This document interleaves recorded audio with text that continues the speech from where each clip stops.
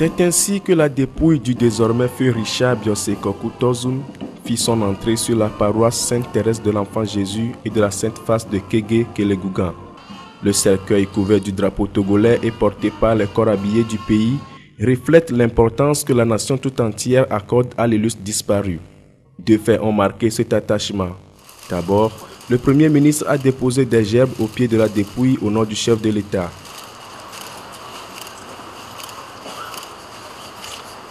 Ensuite, s'en est suivi l'hommage national du gouvernement. C'est au nom de la nation que nous prenons la parole pour nous acquitter d'un douloureux devoir, dire un ultime adieu à cet illustre disparu. Kokou Biosé Tozun irradiait par sa présence tous ceux qui avaient la chance de le côtoyer.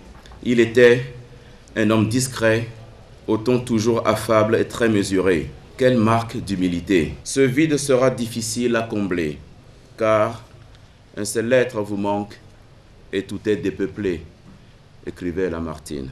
Déjà la veille, parents, amis, anciens collègues et toute la presse togolaise ont rendu un vibrant hommage à l'ancien président de la Haute Autorité de l'Audiovisuel et de la Communication, HAC. Kokou Biosé Richard Tozun, né le 3 janvier 1955, faisait partie de ces hommes passionnés et convaincus de la marche vers un Togo prospère et paisible. Il a su donner le meilleur de lui-même à son pays. Si de là où tu reposes, tu peux nous voir et nous entendre, continue sagement ton chemin. Nous continuerons à t'admirer pour l'héritage que tu nous laisses. Tu nous manqueras. Oui, tes œuvres te suivront. Adieu, Président. Pourquoi lui, à cette heure précise où nous avons tant besoin de ces expériences?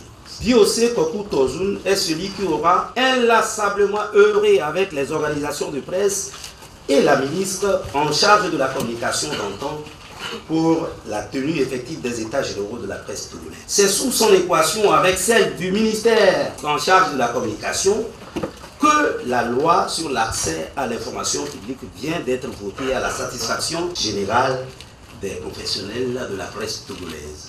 L'étape des hommages finie, la dépouille fait son entrée dans la chapelle pour la messe d'enterrement dirigée par Monseigneur Denis Amos Diakba. Celui-ci a rappelé à l'assistance l'importance de donner sa vie au Seigneur, car disait l'apôtre Paul, que nous vivions ou que nous mourons, nous sommes au Seigneur. Environ 1 heure après, la messe est dite. La dépouille ressort de la chapelle pour le tout dernier voyage. Destination, le cimetière municipal de Bekota, où feu Richard Biosé Kokou Tozun repose pour toujours.